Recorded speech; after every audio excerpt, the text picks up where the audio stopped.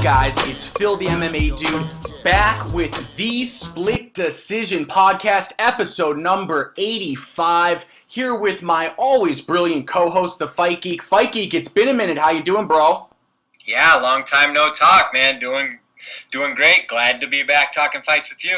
Absolutely, I'm pumped. Guys, so sorry for the little hiatus. It was just scheduling issues. It was my fault one of the weeks. I think Fight Geek had something the other week. But anyways, we are back and better than ever. Here's a really quick breakdown of what we're looking at today. So first, we're going to dump into our really quick recap and review of UFC Fight Night Felder versus Dos Anjos. What an incredible main event that was. After that, we're moving on to our UFC 255, or as I like to call it, Fight Geek, UFC 255 breakdown and preview and picks. We're going to jump to a really quick cover of AJ McKee's upcoming fight at Bellator 253, and then it's on to my favorite section of all, listener questions and more. But Fight Geek, let me start off with this question for you. So obviously on Saturday night, we saw Rafael Dos Anjos with a very dominant performance over Paul Felder, although one of the judges scored it 48-7.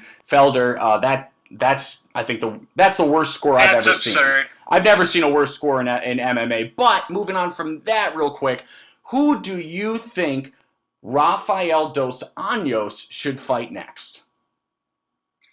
Yeah, I mean, it was a great performance.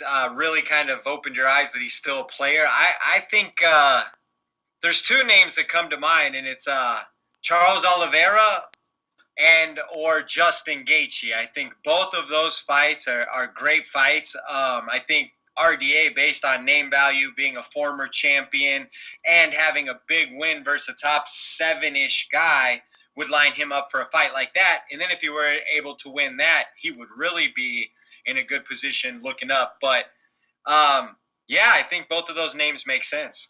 Yeah, you know what? I really like both those names, and honestly, that wasn't even the first one on the tip of my tongue. The one I was going to put out there is Dan Hooker, but I like Oliveira and Gaethje just as much.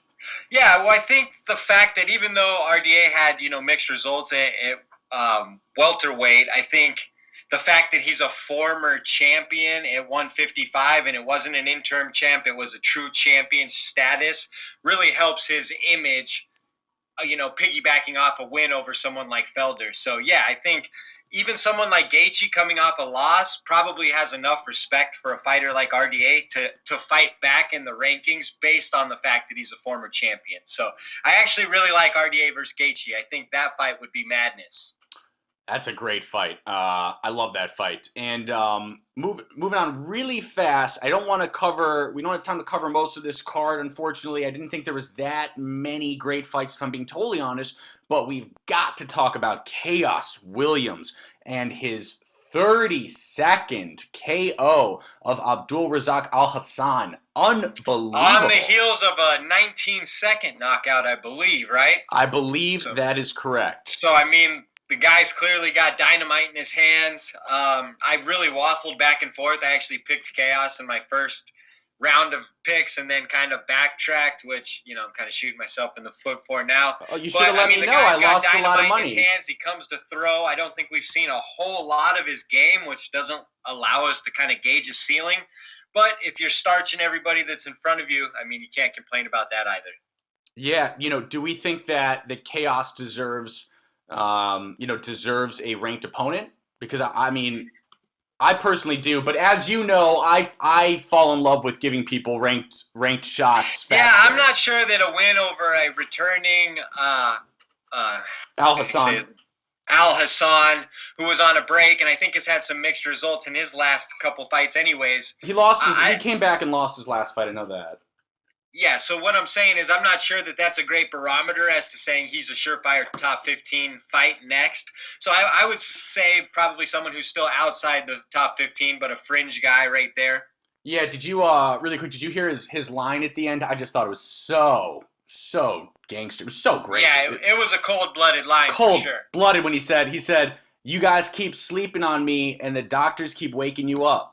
Oh, yeah, man. Well, it was a badass line, What no a doubt. line. So, I mean, I think he's going to be a fun guy to watch, and he's certainly going to be, an action slugger. But until we see him, drawn out into a few more fight sequences. It's hard to tell just how good he is, but obviously huge power.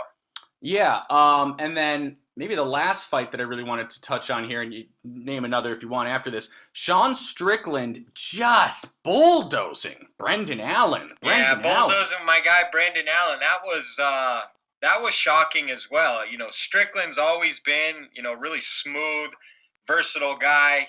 Started super young, has all kinds of experience. Just continues to get better, and that was a very, very strong performance versus a guy that I'm really high on. So, unbelievable.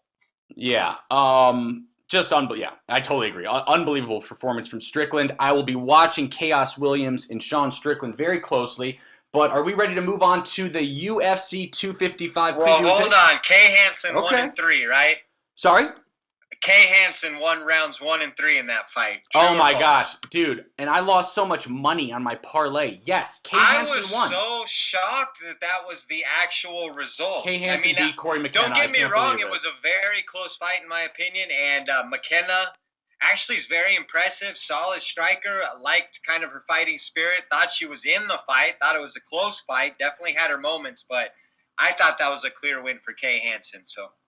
Just my 2 cents. Yeah, I totally agree. You know, there's been a lot of, and we could talk about this forever, but there's been, in my opinion, Fike, and I love your thoughts, there's been a lot of judging inconsistencies lately, in my opinion. You know, 1 week. Yeah, I think since, 1997? Yeah, I know. I think it's gotten worse lately, personally. Since they instituted the judges, there's been judging inconsistencies, in my opinion. It's just so inconsistent, and I think it's honestly unfair to the fighters because they need to understand. Wasn't the main event 49-46 on 2 cards and then 48-47 Felder? No, it was worse than that. It was 50-45, 50-45, and then 47-48. It's just unbelievable. Like, where'd those 3 rounds come from that nobody else saw? I mean, I wrote on Twitter, I'm legit concerned that this was someone who was being paid off. I'm not saying, let me be clear, I'm not saying at all that Felder knew anything. No, I don't think Felder knew anything, of course. I think what you see is, you know, to the naked, untrained eye, I could see how you would see that fight as being somewhat close. I mean, Paul Felder landed shots, RDA was busted up, but I mean, if you had an educated eye, you clearly saw that RDA was pulling away in certain areas of the fight, even though it was still competitive. It wasn't a whitewash. No, it wasn't a whitewash. But RDA was clearly winning, you know, the situations and the rounds. So what it shows me is that there's still people judging who don't understand fighting, you know, or UFC fighting, to be specific. Yeah, I mean MMA fighting, right? The unified rules of mixed martial arts. It's like, because I could understand if my mom's watching how she could think that Paul Felder was winning in some aspects, but if you're a paid judge, I have a hard time with that case, you know? Yeah, and I think that's the problem is that we're trying to explain their thinking through, well, if my mom or your mom was a judge, my mom and your mom should not be judges of UFC, you know? Exactly. So that would be a major issue, I think. But all right, we can move on now. I just wanted to call that out. All right. Moving on to UFC 255. Is that annoying? 255. It's a little obnoxious. I kind of like it. But that's your brand, so own it, right? Oh, man, I should be more offended by that. All right. So let's start with there's a lot of great fights here, believe it or not. Even though this card's getting doused on, it's got a lot of good stuff. It's got the return. I think there's a lot of fun fights. Yeah, it's got the return of Alan Jouban on the prelims against Jared Gooden. Alan Jouban is cool to me because my former Muay Thai coach was actually his premier sparring partner and best friend. Shout out to Coach Eugene. I won't say your full name, but shout out Coach Eugene, Alan Jouban's best friend. So it's very cool. Well, Alan Jouban's cool to me because he's a male model who beat up Mike Perry. This is also very true. So he's making his return against Jared Gooden, who's the number 4 welterweight in the southeastern United States. And who you got in this one? As much as you like Alan Jouban, I'm actually going to take Jared Gooden here. You know, really? Jouban's been out. Yes, I am. Jouban's been out a while. He's 8 years old. He's getting a little longer in the tooth. And I think Jared Gooden care of him. All right. I am going to take Jouban by unanimous decision, but I'm expecting a competitive fight. I've seen a little bit of Jared's work. He's impressive. Despite the 17-4 record for being on the regional circuit, I know 17-4 is... Despite 17-4 well, like it's not bad, but it's 20 win percentage. It's not like he's been in the UFC for a bunch of fights, though. You see what I'm saying? If you're winning 80% of your fights, it don't matter where you're at. All right, that's fair. I think it's fair enough. Okay, so moving on to another welterweight bout. We've got 18-4-1 Nicholas Dalby versus 13-1 Daniel Rodriguez. This is a really fun welterweight bout. Absolutely. I've got Daniel Rodriguez in this one in a very competitive fight.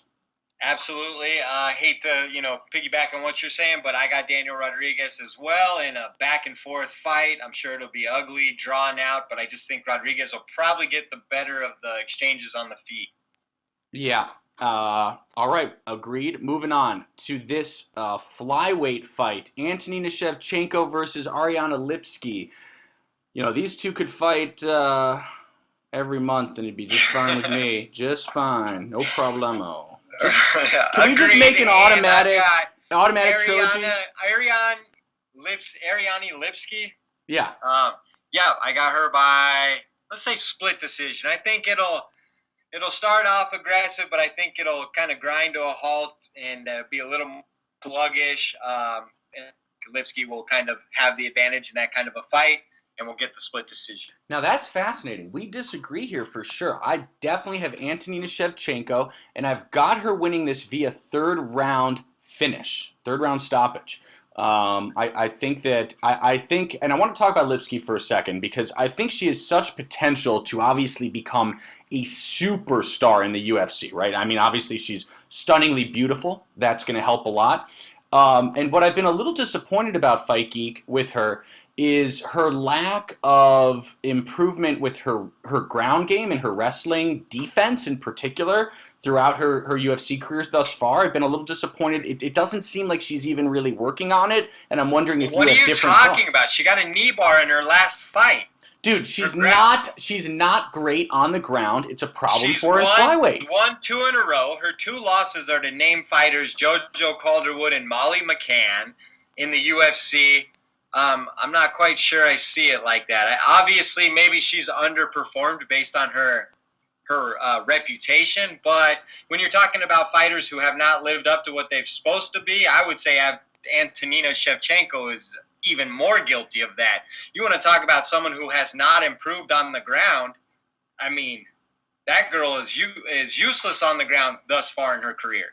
Well, that's true. I think it's the battle between 2 strikers who are useless on the ground. But, again... Well, I'm going to go with the one who has more experience in those kind of fights, and that's why I'm rolling with Lipski. All right, well, we disagree. I'm taking Antonina, yo. All right, moving on. Wrong. We've got Joaquin Buckley. Joaquin Buckley's return after his incredible knockout of the year contender against Impa Kasanganay. Can we just say that has to be knockout of the year? I think it has to be. Yeah, that's fine. I mean, yeah, let's give the guy his credit. That's knockout of the year. We're almost in December. Nobody's going to beat that. Absolutely. Joaquin Buckley, 11-3, the number 44 middleweight in the world versus 11-0 Jordan Wright, the number 67 light heavyweight in the world. They're obviously fighting at 185 at middleweight. This is a middleweight bout. And this is, in my opinion, a really underrated fight. Yes, it's a great fight. I actually really like both guys. I'm going to take Buckley here by stoppage. I know Jordan Wright is 11-0, but we saw him stopped on the Contender Series. And I just think that Joaquin Buckley is going to be riding high. Both of his fights that I've seen thus far, even versus Kevin Holland, he's throwing heat in there. That guy hits hard. He's throwing hard. He'll take one to give one. And I'm not sure Jordan Wright's the kind of guy who's going to be able to take too many of those big shots. I hate agreeing with Fight Geek, everyone. I hate it. But I have to agree here. I'm also taking Buckley by stoppage. But Jordan Wright is no slouch, guys. Jordan Wright's very skilled, but just that image of him getting stopped on the Contender Series combined with, kind of Joaquin Buckley's style of coming forward and just swinging and exchanging, I just think he'll get caught.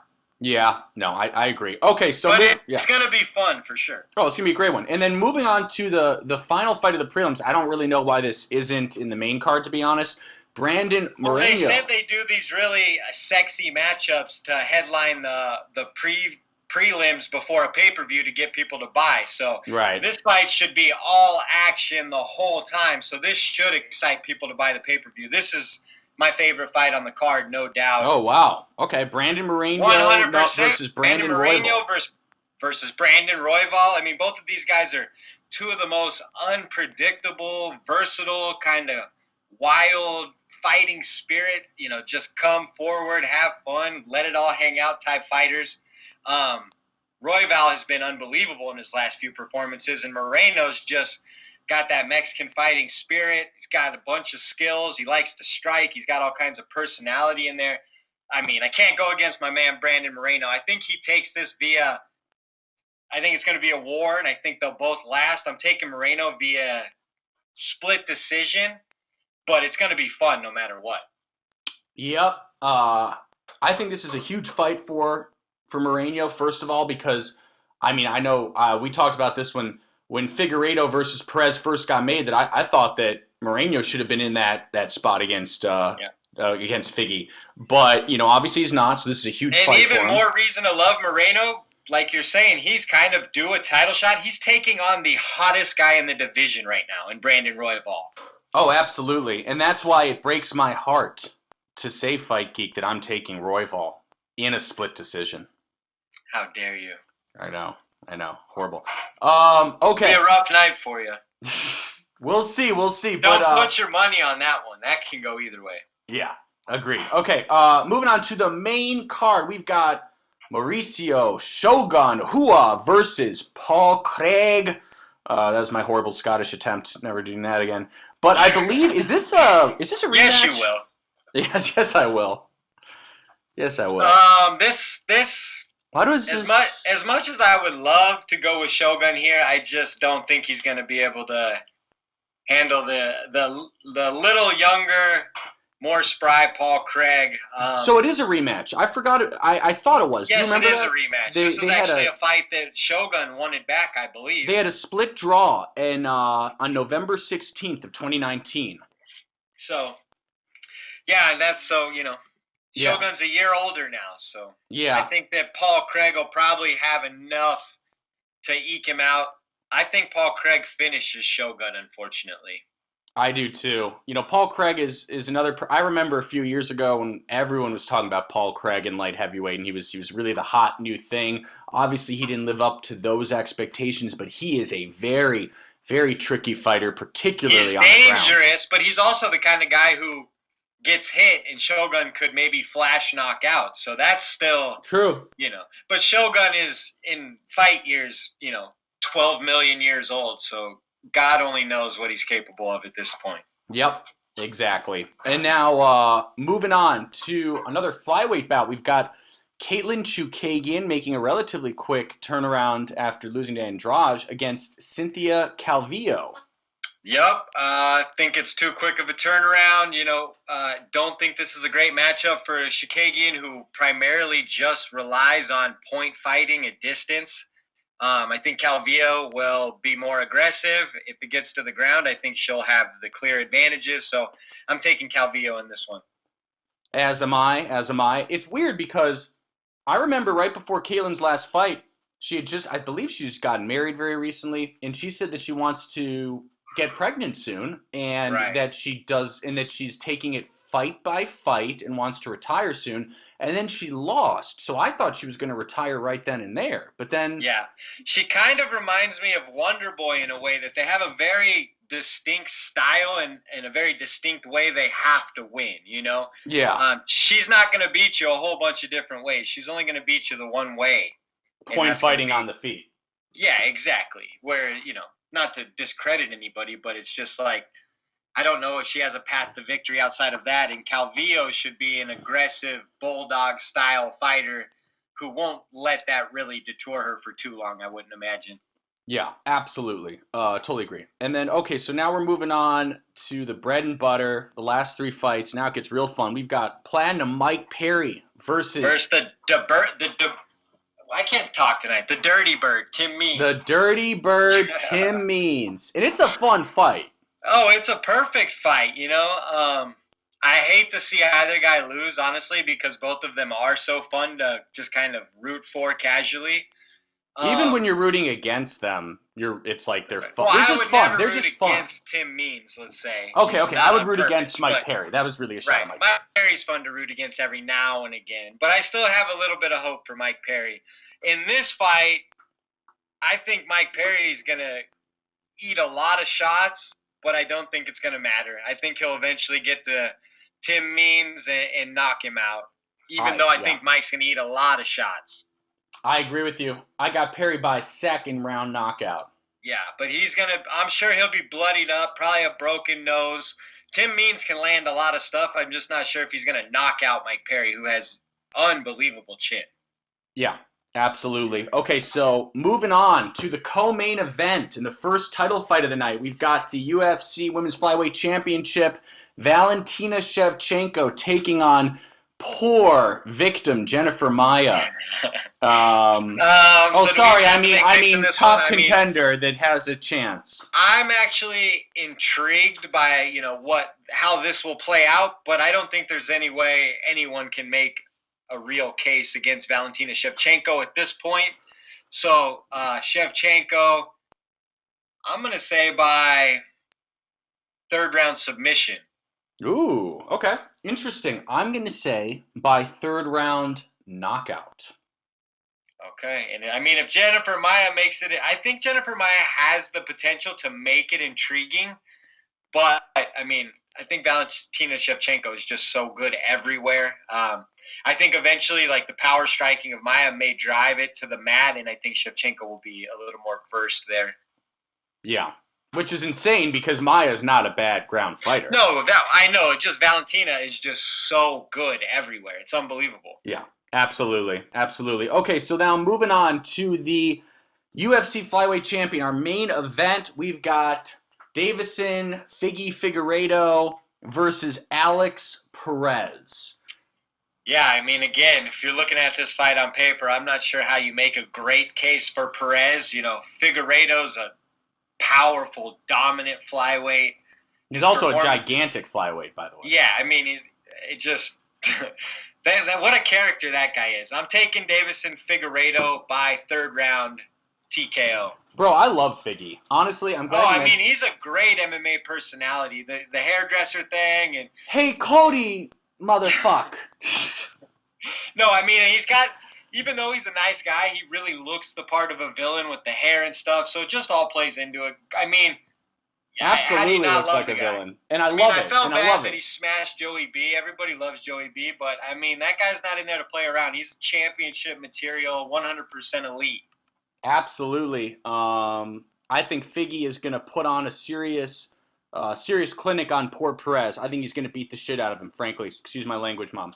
My mom listens to this. Sorry. I mean, I like Perez, and he's shown a lot. He's a tough guy, but yeah, I just don't see how you can see anything other than Figueiredo just imposing his will and just landing big shots. Eventually, once Perez tires, I'm sure Figgy will just find a way to land the big ones and put him down. Yep, I got Figgy by second round submission. Excellent. All right, we ready to move on? Wait, what about you? Did I say it? I think I said third round TKO. Oh, my bad. I think you did. Yeah, okay. So are we ready to move on to jumping on to Bellator 253 real fast? Let's do it. All right, guys. So Bellator 253, they're just about caught up, Fight Geek, with the UFC on numbered events. I don't know why that's been in my head for years, keeping track of that. I don't know why. I don't know what it means. It's really irrelevant. But it's pretty irrelevant, but it's something I've been keeping mental track of. I just want to say one thing is I'm really loving this Thursday night era of Bellator. I think it's a good look for them. I like tuning in on Thursday nights. They're putting on intriguing matchups. So I think there's turned a corner a bit with this new TV deal. You got any thoughts on that? Yeah, I will respectfully disagree, but here's why. Because you don't think that the I last knew you were gonna jump all over me. 3 weeks have had interesting main events and some No, I interesting do. fights a la Pico and I stuff. do. No, You're no, I getting do. Aaron Pico knockouts on Thursday night, and you can't compliment Bellator. All I know is that I pay way too much for cable. I'm not telling anyone what I pay, but it's way too much. I pay way too much for cable and I get as a well. lot of channels, and I don't get that one. So, Well, get rid of some of your news channels and upgrade the sports pack. you know how cable is. They're assholes. They don't work like that. Hey, I have to pay like $8 a month for that pack. I don't even want to tell you how much I pay for cable because it's highway robbery. But no, but you know, I've been watching the cards anyway, obviously, and no, I think you're right that that you know there's been some improvement. What I can't understand though is, and I do think you know while we're on the subject, we should talk The about it. elimination of tape delay has to be at least give him a little credit, right? For sure, but like, okay, take Scott Coker right now. He is insisting on making the lightweight title fight. He wants to give Phil Murphy a rematch against, I believe, Vadim Nemkov, right? Instead of letting new blood and huge attraction Corey Anderson get the shot. That's just promoter 101. Did you just call Corey Anderson a huge attraction with a straight face?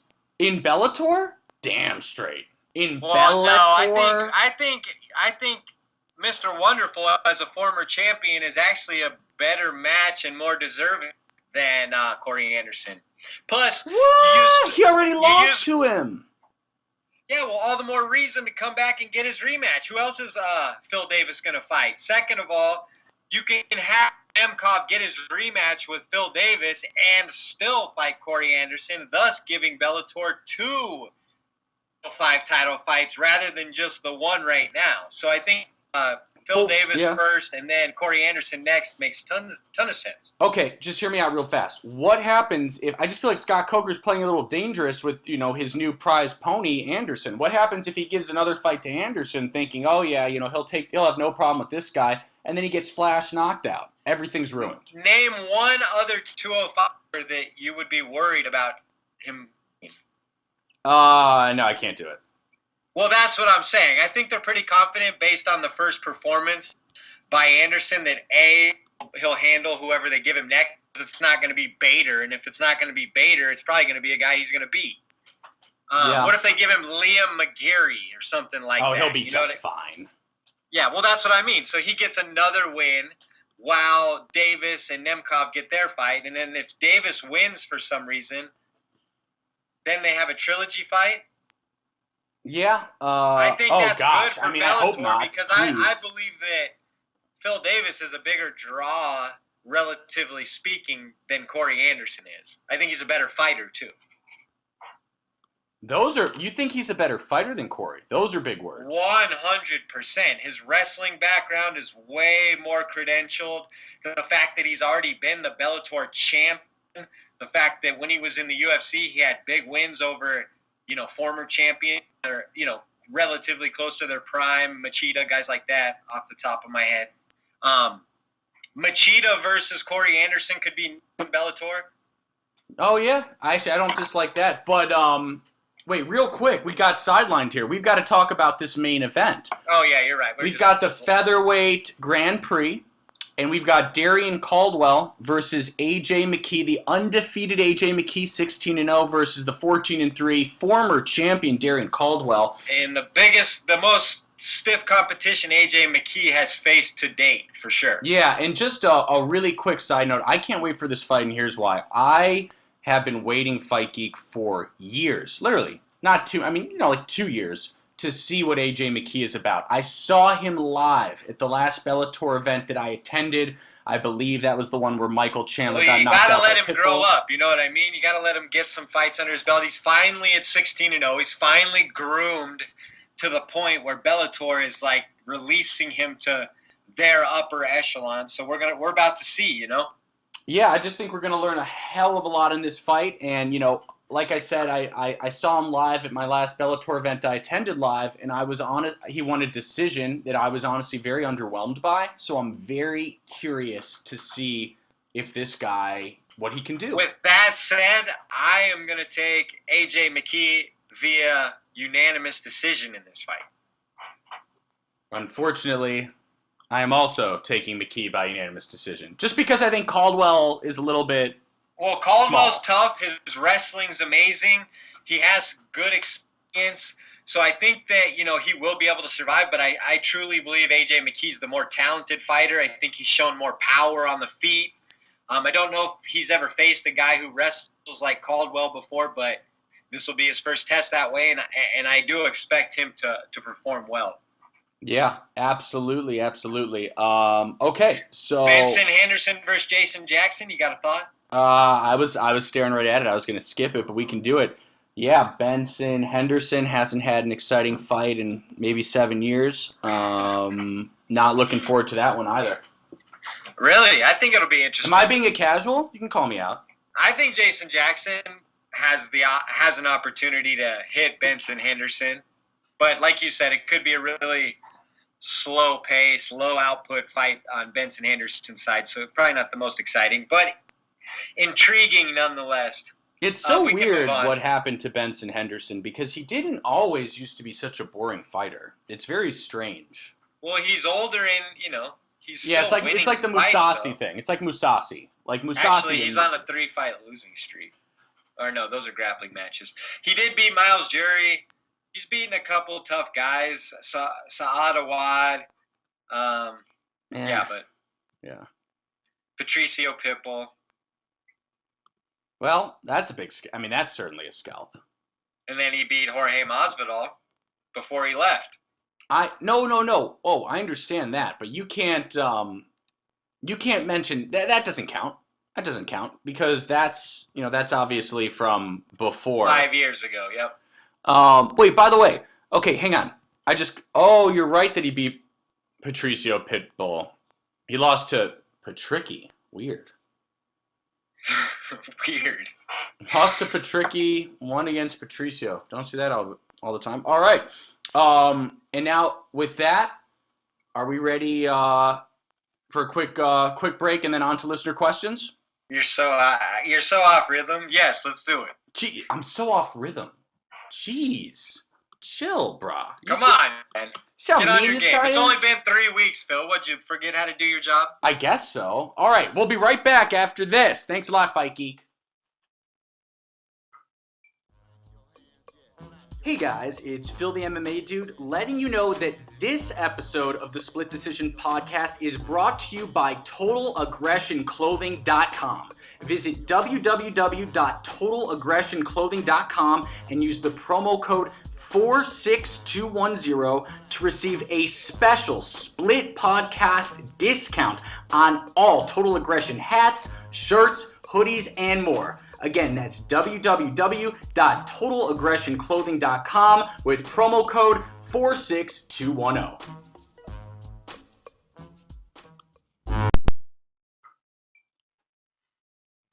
Hey guys, it's Phil the MMA Dude back with the Split Decision Podcast, episode number 85, here with my brilliant co-host, the Fight Geek, and it is now time for my favorite section of all, Listener Questions!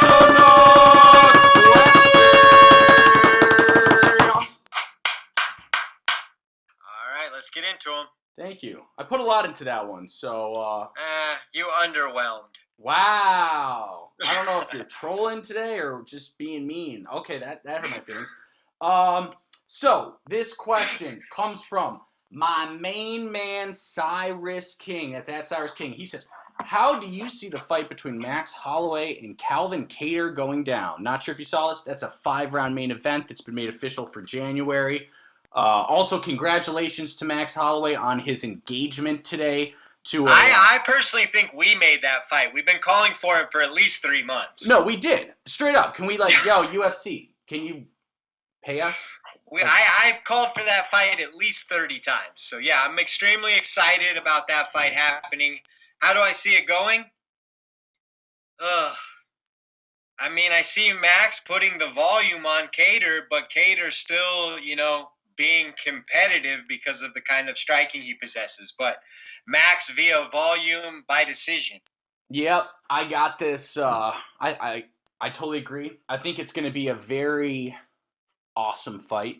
A lot of fireworks, a lot of damage on both ends. but I think Holloway is just gonna rise to the occasion, outclass him just a little bit, and win that one 4-1 by unanimous decision is my The guess. last time people really were worried about Max's chances in a fight, he almost ended Brian Ortega's career. So, I mean, I'm expecting him to come back super focused, better than ever. You know, he's still very young physically, even if he has a lot of fight miles on him. Yeah, very, very true. Very true. Okay, so moving on to our next listener question. This one comes from my man Eduardo. That's at Landa Crew. He says, "What are your thoughts on the Ultimate Fighter coming back, and what would be some new changes you would like to see?" Hashtag AskSplitPod. Mikey? I'm fine with it coming back. You know, I watched 20 plus seasons of it. I'll probably tune in here and there. Some changes I'd like to see. You know, I haven't really thought about it, but you know, there's things like coaches fighting that aren't necessary in my opinion. Like I could have two different fighters that aren't necessarily in the same weight class, but if be great coaches, you know, be there. I think what the Ultimate Fighter has missed in the past is not all of the fighters are great coaches. I'll toss out Ken Shamrock and Conor McGregor as two Yeah, I that was were. going to say, you've got to call out McGregor, I hope. Right. And then I would say guys like and Tito Ortiz, believe it or not, was a very good coach on there. So I'd like to see them focus more on giving the Ultimate Fighter fighters more coaching than just relying on a personality who may or may not be invested. Because like you said, the Conor McGregor season, I mean, he basically told him he wasn't going to be coach from the first introduction.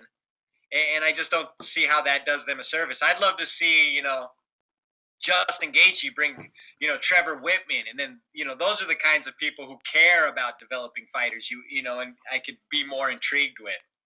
Yeah, I really like that idea. So maybe I'm just trying to build off of that. Maybe it's like you choose the fighter, but then I mean, I guess they're already doing this. What if they went back to like the gyms where it was like AKA versus, you know, Jackson Wink? I like it. Honestly, right now it needs a fresh coat of paint, and that's enough. I like it. Like I would say just do that. People, because of the team aspects, the regional aspects, where your favorite fighters train, I think that adds an intrigue, and plus you can see how different camps train, perhaps. So I think I'm talking myself into it right now. Sounds good.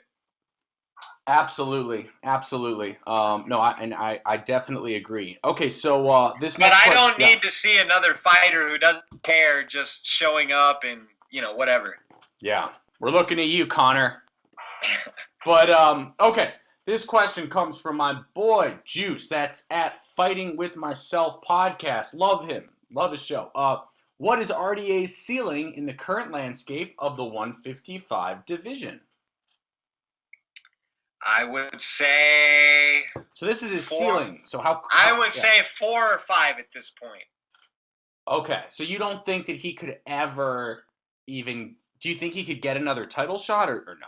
I think it will be far-fetched for him to get another title shot without another enormous win, which maybe a Justin Gaethje win would put him over the top. But with Conor, Poirier, Ferguson, Chandler now inserting himself unknowingly. Gaethje, I mean, there's at least 5 guys standing firmly in front of him. And while I think that, you know, Gaethje or RDA would have an opportunity to probably compete with all of those guys, you know, they all bring something more sexy to the marketing table, and I think that will keep them in front of him. Yeah, no, absolutely. I completely agree. And now, okay. But I mean, make no mistake, you know, I think RDA has a chance against Conor McGregor. I think that's an interesting fight on paper. I would favor Conor, but RDA does a lot of things that could put Conor in a bad situation. But will that fight ever materialize? Probably not. Yeah, I have to agree. There. So this next question comes from my man Zan Bando. Love Zan. He says, "Glad to see you guys are back. This week, I'm wondering your opinion on how many pay-per-view buys UFC 255 will actually receive. Second question, time permitting, is what are your thoughts on Tuff's return?" So Okay, we did just sort of answer the tough question. Zan, I think, we're both honestly kind of excited. Well, at least I am. I don't know if Fight Geek is, but I'm kind of excited, but yeah, I mean, I think they could have tweaked it more. I feel like what the UFC is guilty of, and this is a whole nother rant, is they play it safe a lot. They don't really change up too much. Even when they act like they're announcing big changes, it's usually nothing real drastic. yeah. No, I agree. Thoughts on the pay-per-view buys for 255? My first answer to that is, well, Zan, I can promise you this. We will definitely never know. We'll never find out. Right. We'll never know for Dana a fact, ain't announcing but I would say it's probably, honestly, in the 80 to 120,000 range. I think that's a very accurate guess. Considering college football is in full swing, there's other things to do. There's not a big American headliner on this card. Yeah, it's going to be hard for them to break. There's not really a big headliner, period. Right. Well, I mean, Figueiredo may be a headliner in Brazil at this point, but I just don't. No one I know in my personal life would know who he was off the top of their head. So I think that hurts them. And it's no disrespect to Valentina. I don't think the matchup's that sexy. Agreed. I almost feel like she's a bigger marketing star, though. You could have put her at the top of the bill and maybe sold a few more fights. Oh, honestly, 100% yes. Just based on what people recognize. 100% yes. Yeah. So, 100K, but that's why the UFC has this ESPN deal. They're going to get paid like they sell $500,000, even though they're going to do 10%. So exactly. That's why it works out when they do this. What is it?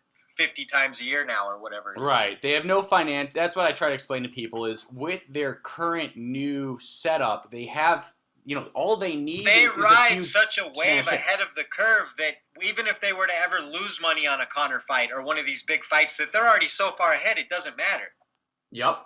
Take UFC 251. No one thought that was going to sell the way it did, right? What was it, 1.4 million? No one thought 251 was going to do that, right? And I'm sure the UFC still makes bonus or whatever off all of the additional, I'm sure in that case. They're not just forfeiting 700,000 pay-per-view buys.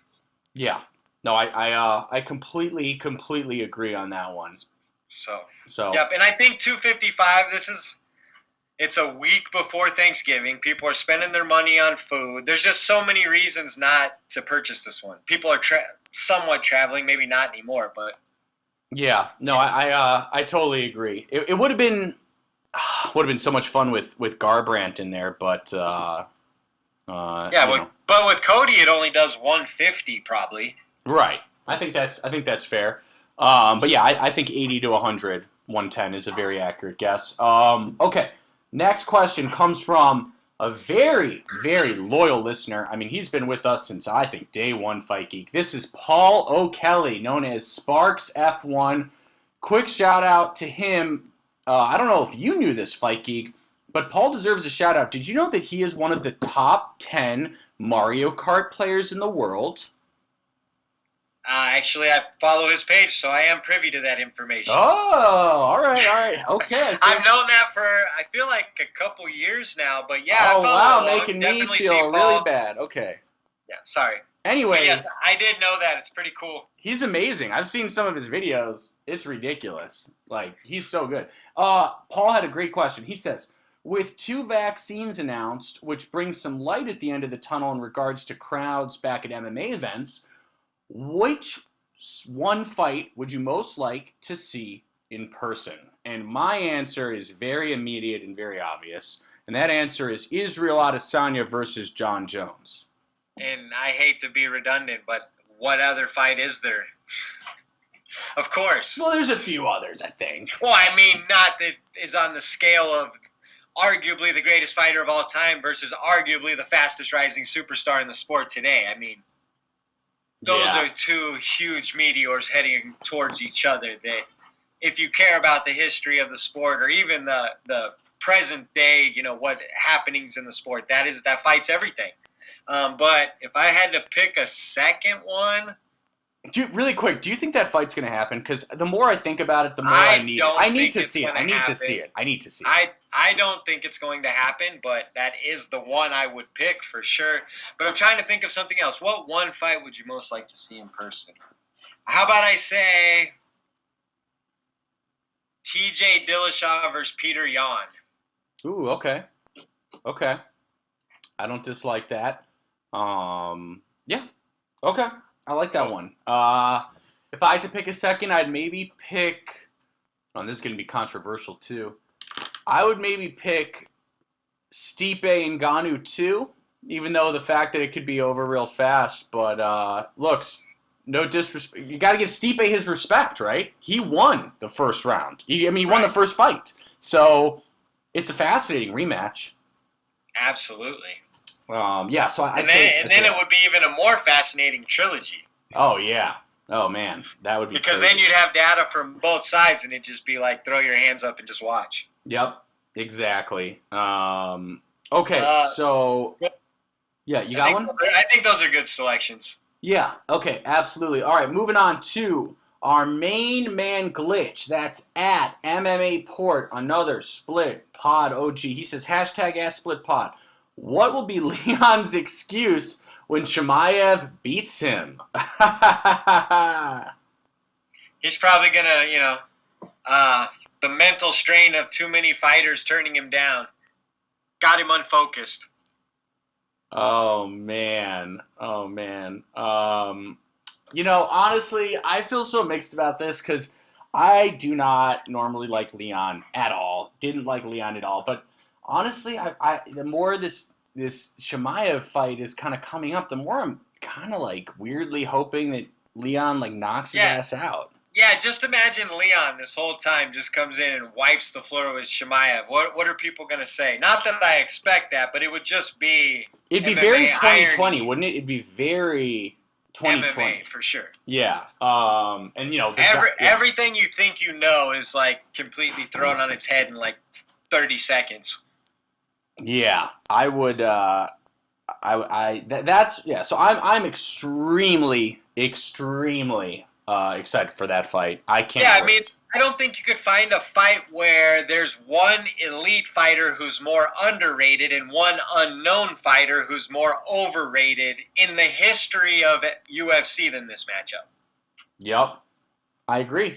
And it's. I'm not saying that Chimaev is overrated per se, but based on the fact that we've seen him, crush a couple cans and be in there for like a minute and 9 seconds, it's still hard to just place him in the top 3 or 4 in the division when Leon, what is Leon in the UFC? Isn't he like 9-1 or something? Yes, I believe his only loss was to Kamaru Usman. So, that is a hell of a resume.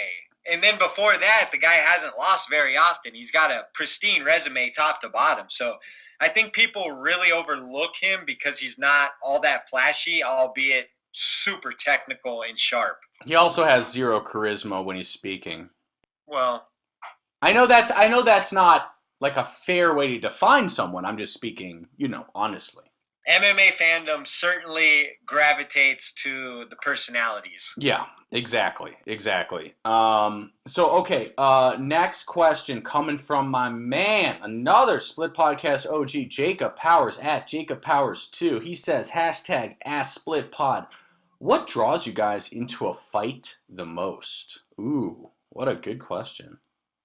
To me, and I've said this before, just the storylines. 100%. And it's been like, when you have a guest over for the first time watching fights and they don't really enjoy it, I always feel like it's because they don't understand the backstory. They don't understand who's fighting and why they're fighting. And as someone who, took history in college, I'm a history buff about all things, but even more so sports and MMA, and how the guys, what camps they went to, what disciplines they have, what kind of guys they've shown us to be, who they've fought, why they're here, why it's important. The whole storyline, I just love MMA for that reason. And I also love the regional and the national aspect of it. It's not a team thing as much as it is just representing yourself, your country, where you're from, things like that. So that's really what draws me. Yeah, I have to agree. It's the storylines, Jacob. I really hate agreeing with Fight Geek here, but the storylines are I think what brings most of us into the sport. It's almost I like mean, Michael Bisping's career story arc is unbelievable. You can't write that. You can't script it. it's It's like a better movie. than It's like a reality literal movie, TV. It right? was amazing. Yeah. I mean, watching Michael Bisping fight Anderson Silva live and get taken down at the end of the third with that huge flying knee that was late, come back with his face hanging off, earn his title shot. Unbelievable. For that, I will love Michael Bisping for the end of time and defend him for the end of the time because I've seen that man's character from day one in The Ultimate Fighter to the last day where he was fighting Kelvin Gastelum with one eye. I mean, it's unbelievable. 100%. Yeah. 100%. He's a G forever.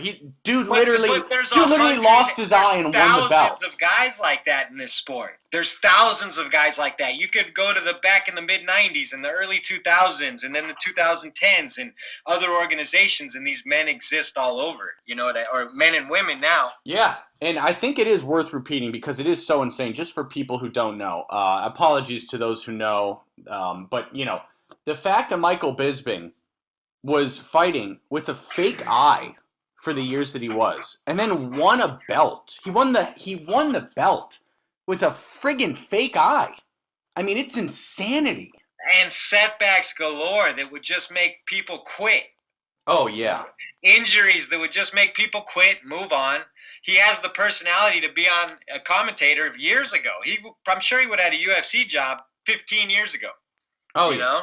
100%. So yeah, I mean, and I hate to get on the Bisping rant, but I mean, there's other characters. There's the Diaz brothers of the world. There's the Sakurabas of the other generations and things like that, where the storylines are just better than anyone could ever write up or dream up. Yeah, no, I totally agree. And then moving on, we've got a great question from a Split Podcast OG who is always so consistent with his quality questions, and that's, of course, Jalen Ware. That's at strive2be_great. He says, which opponent will do better, Maya versus Shevchenko this Saturday, or Megan against Amanda Nunes? Also, who has been the more dominant champion, Shevchenko or Nunes? Hashtag AskSplitPod. Well, it's an unbelievable question. A couple facets here. I actually am going to say Maya will have more success versus Shevchenko than Megan will versus Nunes. I just think I agree. Weirdly, I think the skill gap is just, and the experience gap. Megan is not that experienced. She only has, I think, 5 UFC fights. Amanda's cycled through multiple generations of champions. Yeah. So I just think that gap is a little bigger. And I actually think the mental hurdle to fight Amanda Nunes is much larger than the mental hurdle to fight Shevchenko. Just my opinion. So for those reasons, I would say Maya may have a little more success. But it's hard for me to say that anyone's been more dominant than Shevchenko, even though she has fewer title defenses than Nunes, because no one's come close to competing with her. So yeah, I think that's my answer. Yeah, and I think it's worth noting. I mean, I would give the nod to Nunes, and the biggest reason being, look, 2 weight classes, right? And right. Some people might say, oh well, 145 isn't that deep in the UFC. Well, of course it's not, but guess what? She knocked out Chris Cyborg in the first round. Okay, that's a good point. So I would actually have to say Nunes there, but I definitely understand. Actually, you know what? You convinced me with that, bringing that back up. That's true. That's a more impressive win than anything Shevchenko has done, for sure. Yeah. Okay, cool. And then moving on to other than arguably beating Amanda Nunes, but that's another topic. She didn't. Her face wasn't marked up though. You you can go by that. Okay. All right. So this is from Grandpa Gamer 420. He just wrote best fight card.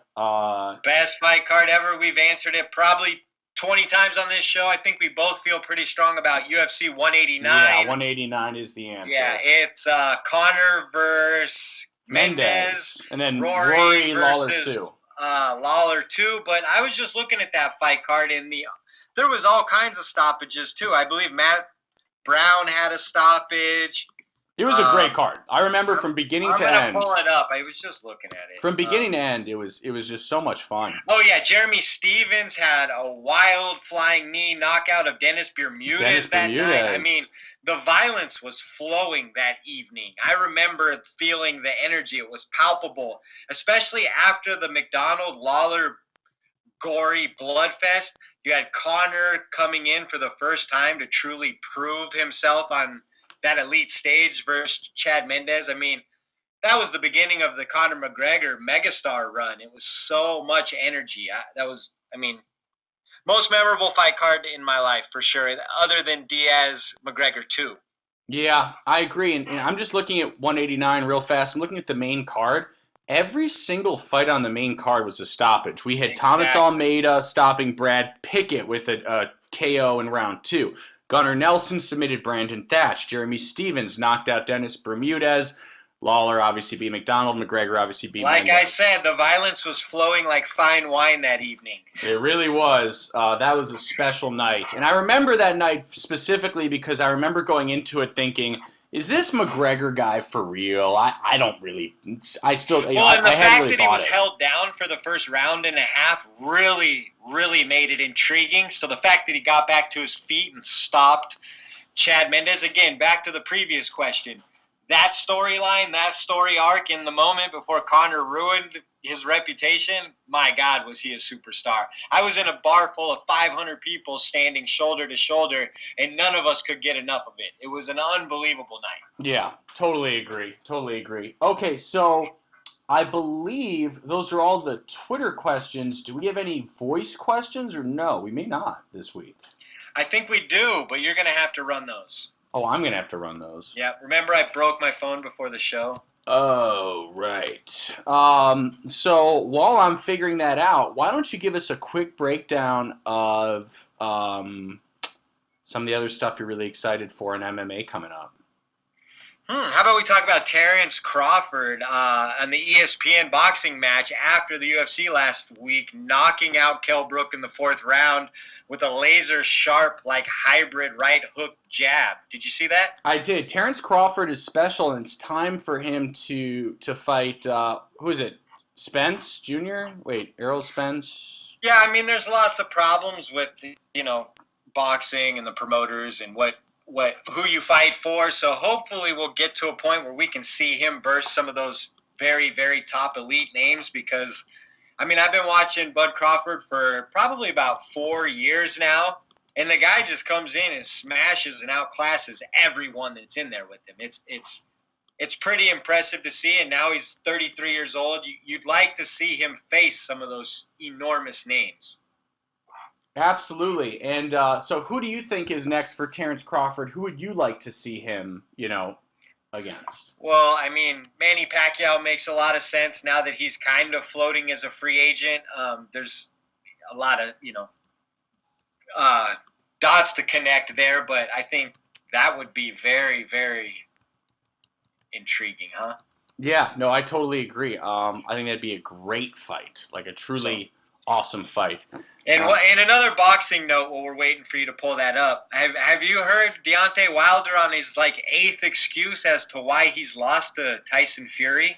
Yeah, it's what do you make of this? This is getting really bizarre. It's getting really sad. Is he going to be okay? Is he trolling? Because No, he's not trolling. He just needs a therapist. It's really bad. Has he really gone through all of these public excuses? No one in his team is like, dog, just okay, we understand you think there's some foul play, but you might want to just take it to the gym, work hard, and get better rather than keep letting this stuff leak. Because that guy sounds like he needs counseling. I think he does. It's hard to listen to, but they almost seem like fake quotes, in my opinion. That's how out of touch with reality they seem. I agree completely. If anybody else has a different take on that, reach out and let me know, because I'm just catching bits and pieces, and everything I see from Deontay Wilder literally seems like he's lost sense of reality. Yeah, and I fear that he has, which is not good because I actually like Wilder a lot. Well, losing one fight isn't the end of the world. Good Lord, yeah. Get back in the gym. Find another opponent. Knock someone out in the first round. Start talking your shit again. I don't understand why this is such a... I mean, this really, really, really got his head hung up. Yeah, I agree. And then, so by the way, so our question comes from the man, Smokey J. Love Smokey J. Give him a follow. He just started his own podcast, I believe. I have to listen to it, but he's the man, guys. Give Smokey J a follow. Here's his question right here. Hey there, Split Decision Podcast. The Fight Geek and Philly MMA dude. It's fucking Smokey J here from Australia. What up, Smokey? Smokey. Lots of things been happening in the MMA world, guys. It has been a minute. Lots of things been happening in the UFC. We've had Habib retire, basically leaving the lightweight division wide open. We've got Izzy talking about wanting to go up to 205 and fight Jan Blachowicz for his belt, possibly leaving another division open. Fucking changes are happening all over the place, guys. What my question for you is, in 2021, what's the weight division to watch? What's going to be the standout one that's going to fucking deliver the most excitement and be like, this is 2021's division? And saying that, what was the standout division from 2020? That's all, guys. Thanks. Bye. Have a good one. Love it. Love it. Tough questions because so many of these divisions have been great. Oh, really but tough. I think, 135 bantamweight next year with the return of TJ, possibly the return of Cejudo. We have Jan, we have Aljamain, we have Sandhagen, we have Frankie Edgar now. That division's absolutely stacked. All kinds of intrigue. If everything goes as planned, you could have, those 6 all in circulation with other talented guys. So bantamweight next year for me, and then this past year, I would almost... this year was a tough one. I want to... I mean, lightweight was pretty unbelievable this year with Hooker, Poirier, right? And then we also had Gaethje Ferguson. I was going to say middleweight. I know that's not popular, but I was going to say middleweight this year because Izzy fought the Costa Izzy fight was big news, even though it didn't quite live up to it, so I could see that. And then he fought Romero. The reason I'm thinking of this is just obviously the Romero fight wasn't great, but, not many champs have fought twice this year. That's true. That's very true. So... but next year, so I think bantamweight's very fair. I think featherweight's going to be amazing. And I think that... I mean, bantamweight, featherweight, lightweight are going to be amazing. That's what I was going to say. Bantamweight, featherweight, lightweight. That's what I was going to say. So, I mean, I think, lightweight has the potential to be even better next year if RDA is going to be a player and Connor's going to be active. And I really actually think, losing Khabib is good for the sport in a way because it really kind of eliminates an immovable force. And there's a lot of intrigue. Out of the top 6 in the lightweight division, I think 3 or 4 of them could be champion on any given night, depending on how they perform. Oh, absolutely. I think that's exciting. No doubt. I think it's going to be highly, that belt might get tossed around like musical chairs a little bit now. Yeah. Unless Connor wins it, then he'll, be inactive for a year. Yeah, then he'll go fight Manny Pacquiao and ruin everything again. Then we'll have another 3 years of interim belts to try and... I'm sure Tony will win another, and Dana will strip him because he's not a big enough draw, and, Tony will be the first fighter ever to be a 2-time interim defending champion. Oh, gosh. Okay. All right, bro. I think that does it. That does it. All right. So, with that, take us away, Fight Geek. All right, guys. As usual, you can find us on iTunes, Spotify, YouTube, Google Play, Stitcher, and more. I'm at the Fight Geek MMA. He's at Phil the MMA Dude. We're at Split_podcast. It's 4 words. The Split Decision Podcast. Thanks for tuning in, and we will talk to you next week. Peace. Peace.